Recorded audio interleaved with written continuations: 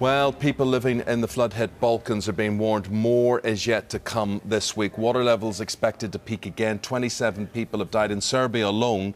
These are the country's worst floods in more than a century. Damage bill, hundreds of millions for that one. Joining me now on Skype from Belgrade, the Prime Minister of Serbia, Alexandar Vучić. Prime Minister, a terrible situation. Condolences to you. Tell me about the rain and the weather situation and if it's going to get worse. Oh, good morning, and first of all, thank you very much for your condolences. And I can say that weather conditions are becoming much better. We hope that we'll avoid any further disaster, and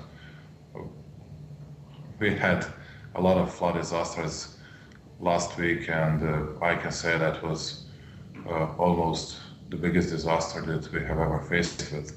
And of course we lost a lot of people, so far 27. We still don't know the final figures, and I'm sure that we'll be able to inform the whole public about casualties till the end of the week. And now, of course, we are also estimating the damage, and we do negotiate with our EU partners, with all people that might help us out.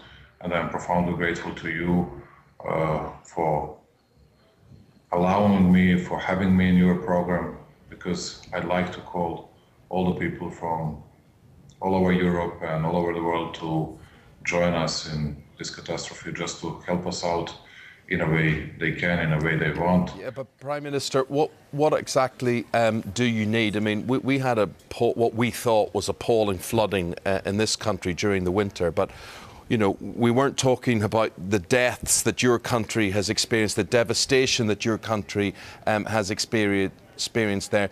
Do you need outside international help?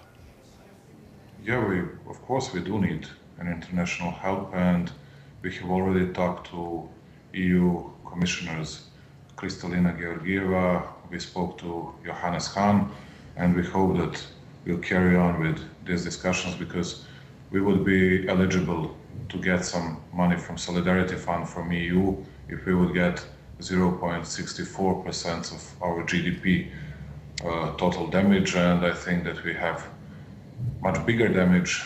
It will, I can say roughly that it might be even more than $1 billion, and it means that we are going to be very eligible for that fund. Of course, we'll have to find a lot of our money for many repairments, for many things that we'll have to do, but we are begging all the people all over the world to help us out with many other stuff, with medication, with humanitarian aid. Of course, we'll do some fundraisings, and we do hope that even UK politicians, and we have always been helped by UK politicians, particularly from, let's say, Lady Cathy Ashton. She was always really helpful to Serbia, and let's say Michael Davenport here in our country, he's the head of EU Commission in Belgrade, and we hope that he'll help us out in getting even more money from Europe, because we need to overcome this disaster. Okay.